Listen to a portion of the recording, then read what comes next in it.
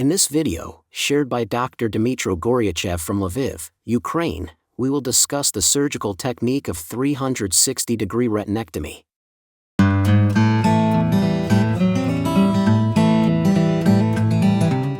This is the case of a patient with chronic rhegmatogenous retinal detachment, where limited retinal mobility can be observed during core vitrectomy due to the presence of PVR.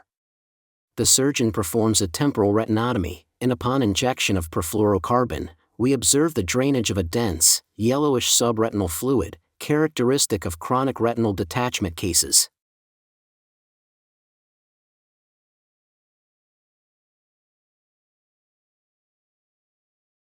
Next, using forceps, areas of PVR are removed. However, due to the chronic nature of the condition and limited retinal mobility caused by anterior PVR in all four quadrants, the surgeon decides to perform a 360-degree retinectomy. To begin, endocautery is applied as peripherally as possible to preserve as much retinal tissue as possible.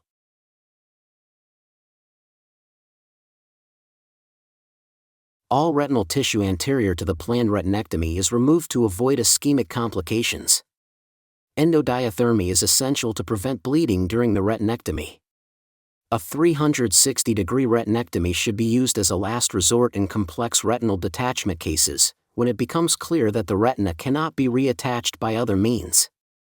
Radial relaxing incisions are then made using scissors to prevent tissue redundancy at the end of the procedure.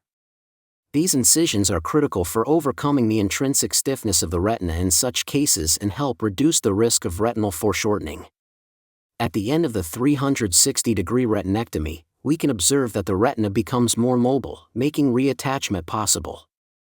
Even with proper endodiathermy, bleeding may still occur during the retinectomy, resulting in clot formation. These clots must be carefully removed. Then, with the use of forceps, subretinal and edge-associated PVR is also removed.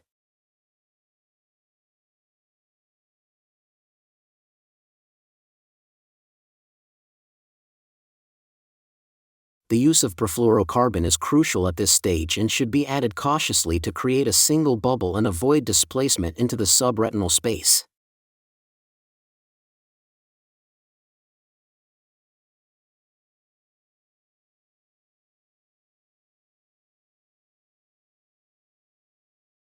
With the help of a finesse loop, the retina is stretched, eliminating any remaining retinal folds. Endolaser is then applied along the entire extent of the retinectomy, ensuring at least 3 rows of 360-degree laser.